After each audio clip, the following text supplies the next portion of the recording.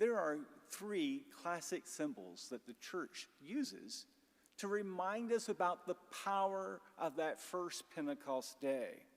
They remind us that God works through us and that God works in us from within towards the out. Those symbols are breath, the symbol of life, fire, the symbol of power, and the descending dove as a symbol of peace. First, there's breath. Now, that is a symbol that represents life, but also vitality. If we go back to the very beginning of the story of creation, when God formed Adam and Eve, before he breathed into them, they were just shaped. They were formed.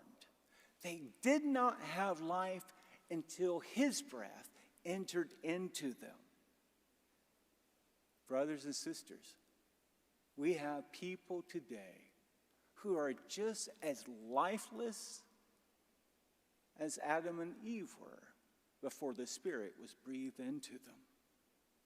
We need the power of God's breath in our world today. We need to be reminded of just how powerful it can be.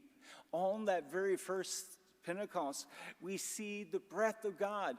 The same breath that breathed life into Adam and Eve is now breathed into that community to be shared throughout the world. It comes with the rush of the mighty wind, and it blew upon that place, blowing open the doors that had been locked to keep people out.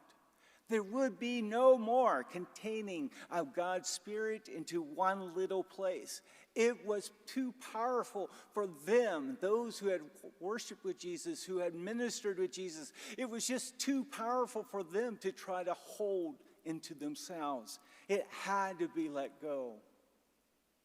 But some people, if we were to look at them, their spiritual life lacks vitality. It lacks zest. It lacks drive.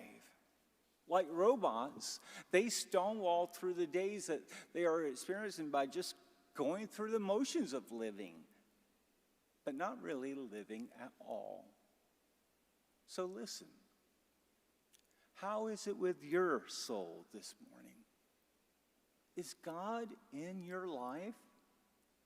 Is the Holy Spirit in your soul? Has God's Spirit breathed on you the breath of new life? If not, then you're not really living.